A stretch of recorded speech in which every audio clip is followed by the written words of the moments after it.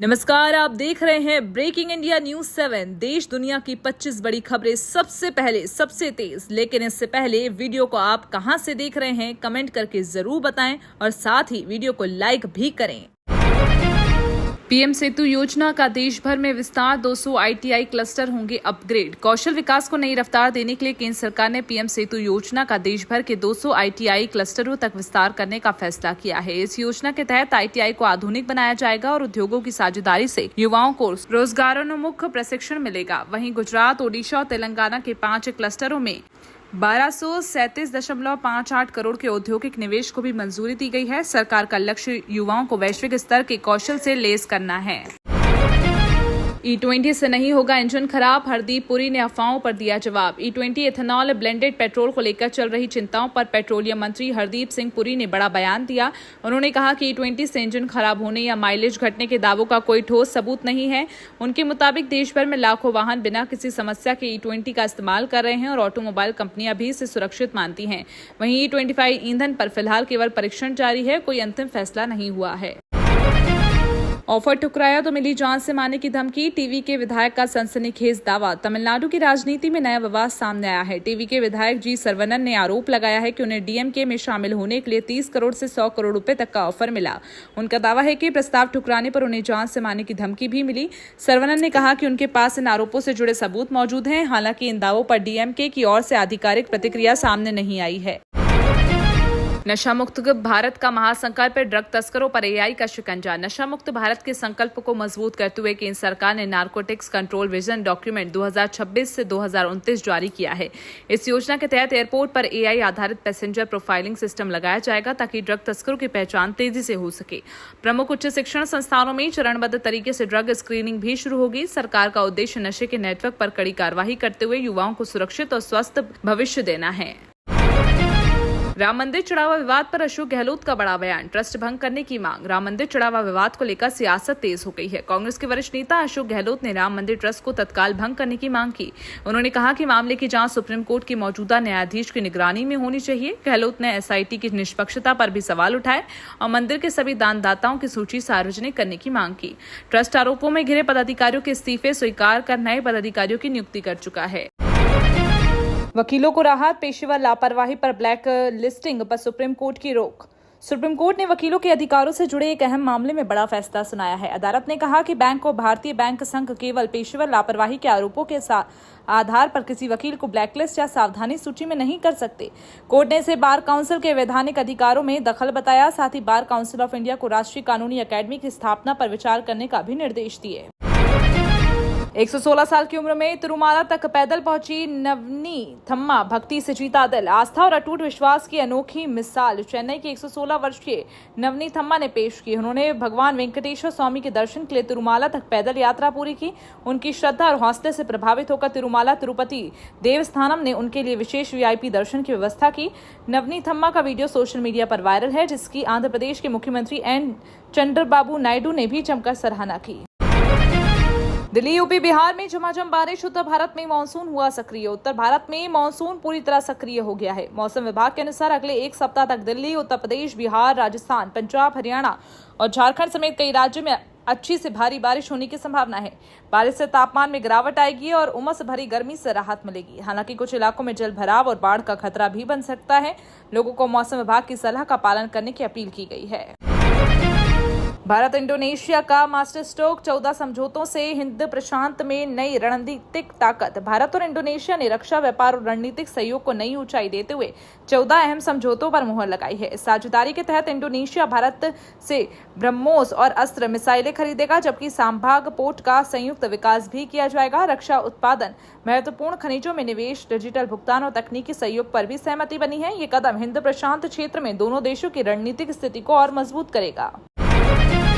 बंगाल में ईडी का बड़ा एक्शन, टीएमसी से जुड़े 5 ठिकानों पर छापेमारी। पश्चिम बंगाल में प्रवर्तन निदेशालय यानी कि ईडी ने तृणमूल कांग्रेस के बैंक खातों और पार्टी फंड से जुड़े वित्तीय लेन देन की जांच के तहत कोलकाता और आसपास के 5 ठिकानों पर छापेमारी की। शुरुआती जांच में 150 करोड़ रुपए से अधिक की संदिग्ध धनराशि के एविएशन और ट्रैवल कंपनियों के जरिए ट्रांसफर होने के संकेत मिले। एजेंसी अब धन के स्रोत, लेन देन की प्रक्रिया और अन्य वित्तीय दस्तावेजों की गहन जाँच कर रही है। H-1B वीजा, ग्रीन कार्ड और स्टूडेंट वीजा पर ट्रंप सरकार बना रही नए रूल, भारतीयों पर होगा सबसे ज्यादा असर। अमेरिका में ट्रंप प्रशासन H-1B वीजा, ग्रीन कार्ड और स्टूडेंट वीजा नियमों को और सख्त करने की तैयारी में है। प्रस्तावित बदलावों में नौकरी आधारित ग्रीन कार्ड प्रक्रिया, H-1B वीजा, विदेशी छात्रों के वीजा की अवधि और OPT प्रोग्राम से जुड़े नियम शामिल हो सकते हैं। यदि ये बदलाव लागू होते हैं तो उनका सबसे ज्यादा असर भारतीय छात्रों और अमेरिका में काम करने वाले भारतीय पेशेवरों पर पड़ने की संभावना है। अमेरिका ईरान के बीच फिर टेंशन, हॉर्मूज में 24 घंटे में 3 टैंकरों पर अटैक। अमेरिका और ईरान के बीच सीज फायर के बावजूद हॉर्मूज जलडमरू मध्य में तनाव कम होने का नाम नहीं ले रहा है। बीते 24 घंटे के भीतर 3 टैंकरों पर हमले की खबर सामने आई। ब्रिटेन की समुद्री एजेंसी ने संदिग्ध ड्रोन हमले की जानकारी दी, जबकि एक टैंकर को मामूली नुकसान पहुंचा। हालांकि किसी के हताहत होने की पुष्टि नहीं है। इस घटना के बाद वैश्विक समुद्री सुरक्षा और तेल आपूर्ति को लेकर चिंता बढ़ गई है। भरत तिवारी एनकाउंटर केस में भोजपुर पुलिस का बड़ा एक्शन, 30 सोशल मीडिया अकाउंट के खिलाफ FIR दर्ज। भरत भूषण तिवारी एनकाउंटर मामले में भोजपुर पुलिस ने बड़ा कदम उठाते हुए 30 सोशल मीडिया अकाउंट धारकों और कंटेंट क्रिएटर्स के खिलाफ FIR दर्ज की। पुलिस का आरोप है कि इन अकाउंट से आपत्तिजनक, भ्रामक और भड़काऊ पोस्ट साझा की गई, जिनमें वरिष्ठ पुलिस अधिकारियों और मुख्यमंत्री के खिलाफ अभद्र भाषा का इस्तेमाल किया गया। साइबर पुलिस अब यूजरों की पहचान कर आगे की कानूनी कार्रवाई में जुटी है। यूपी के पशुपालकों को बड़ी सौगात, 85% बीमा प्रीमियम भरेगी योगी सरकार। उत्तर प्रदेश के पशुपालकों के लिए बड़ी राहत की खबर। योगी सरकार ने मुख्यमंत्री जोखिम प्रबंधन एवं पशुधन बीमा योजना को मंजूरी दे दी। इस योजना के तहत पशुओं के बीमा प्रीमियम का 85% हिस्सा राज्य सरकार वहन करेगी, जबकि पशुपालकों को केवल 15% राशि देनी होगी। 60 करोड़ रुपए के बजट के साथ 75 जिलों में लागू होने वाले इस योजना का उद्देश्य पशुओं की मृत्यु और दुर्घटना से होने वाले आर्थिक नुकसान से सुरक्षा देना है। उत्तराखंड हाईकोर्ट का बड़ा फैसला, 3100 से ज्यादा LT शिक्षकों की पदोन्नति का रास्ता साफ। उत्तराखंड हाईकोर्ट ने LT ग्रेड शिक्षकों और प्रवक्ताओं की वरिष्ठता से जुड़े वर्षों पुराने विवाद पर बड़ा फैसला सुनाया। अदालत ने स्पष्ट किया कि 1 अक्टूबर 1990 से पहले तथ्यार्थ आधार पर नियुक्त शिक्षकों की सेवाएं 1 अक्टूबर 1990 से नियमित मानी जाएंगी और वरिष्ठता भी उसी तारीख से प्रभावी होगी। इस फैसले से 3100 से अधिक शिक्षकों की पदोन्नति का रास्ता साफ हो गया है, जिससे लंबे समय से चली आ रही अनिश्चितता भी समाप्त होगी। वायनाड सुरंग परियोजना स्थल पर भूस्खलन से तबाही, 3 लोगों की मौत, 18 घायल, लापता 5 लोगों की तलाश जारी। केरल के वायनाड में सुरंग परियोजना स्थल पर हुए भीषण भूस्खलन ने भारी तबाही मचा दी। हादसे में 3 मजदूरों की मौत हुई, जबकि 18 लोग घायल हैं। 5 लोगों की तलाश अभी भी जारी है। लगातार हो रही बारिश के बीच NDRF, पुलिस और अन्य बचाव दल मलबा हटाकर रेस्क्यू ऑपरेशन चला रहे हैं। घटना के बाद आसपास के लोगों को सुरक्षित स्थानों पर पहुंचाया गया है और पूरे इलाके में हाई अलर्ट घोषित किया गया।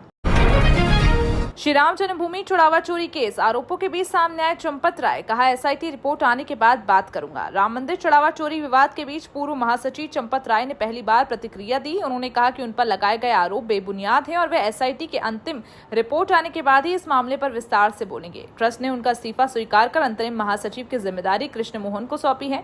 ट्रस्ट का दावा है कि दान की सभी 2800 वस्तुएं सुरक्षित हैं और मामले की जांच जारी है।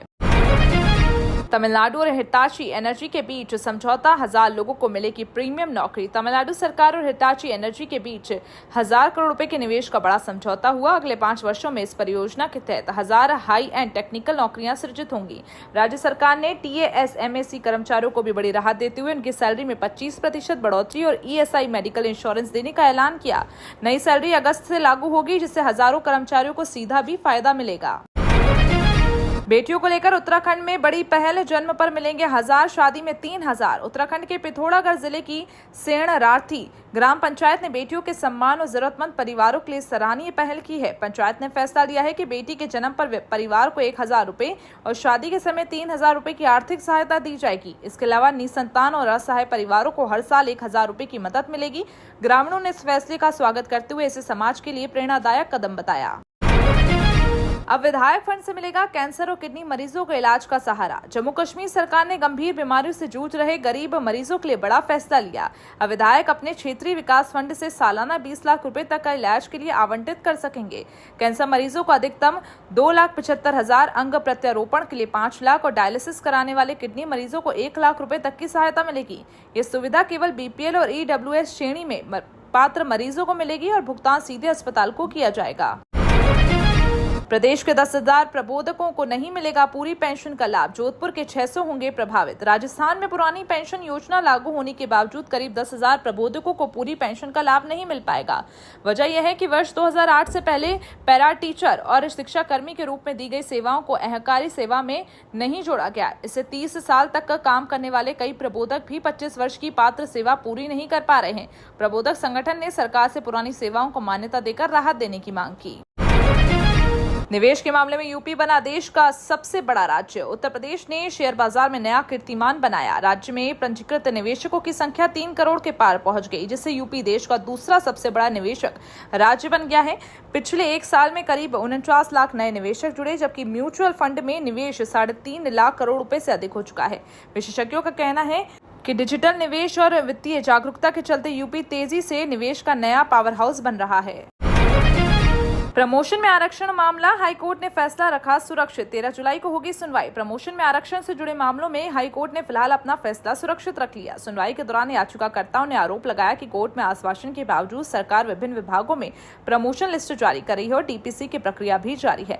सरकार ने कहा मामले में महाधिवक्ता पैरवी करेंगे। दोनों पक्षों की दलीलें सुनने के बाद कोर्ट ने अगली सुनवाई 13 जुलाई तय की है। डिफेंस ग्रोथ में मध्य प्रदेश की एंट्री, लॉन्ग रेंज मिसाइलों का प्रोडक्शन बढ़ाएगी भारत की ताकत। मध्य प्रदेश का शिवपुरी अब भारत की रक्षा शक्ति का नया केंद्र बनने जा रहा है। करीब 2500 करोड़ रुपए की लागत से बन रहे डिफेंस और एरोस्पेस प्लांट में 1000 किलोमीटर तक मार करने वाली मिसाइलों का निर्माण होगा। इस परियोजना से करीब 5000 लोगों को प्रत्यक्ष और 10,000 से अधिक लोगों को अप्रत्यक्ष रोजगार मिलने की उम्मीद है। विशेषज्ञों के मुताबिक ये प्लांट भारत की रक्षा, आत्मनिर्भरता और निर्यात क्षमता को भी मजबूती देगा। बिहार में रिफाइनरी में मजदूर की मौत पर मुआवजे को लेकर हिंसक झड़प, पुलिस लाठीचार्ज में कई घायल। बिहार के बेगूसराय रिफाइनरी में एक मजदूर की मौत के बाद मुआवजे को लेकर प्रदर्शन हिंसक हो गया। गुस्साए मजदूरों ने रिफाइनरी गेट पर जमकर तोड़फोड़ की, जिसमें करोड़ों रुपए की संपत्ति के नुकसान का अनुमान भी लगाया है। हालात बिगड़ने पर पुलिस ने लाठीचार्ज किया, जिससे कई प्रदर्शनकारी घायल हो गए। मजदूरों का आरोप है कि कंपनी ने 17 लाख रुपए मुआवजे का वादा किया था, लेकिन अब तक भुगतान नहीं किया। फिलहाल इलाके में भारी पुलिस बल तैनात है। ये थी 25 बड़ी और महत्वपूर्ण खबरें। ऐसे ही न्यूज देखने के लिए चैनल को अभी सब्सक्राइब करें। धन्यवाद।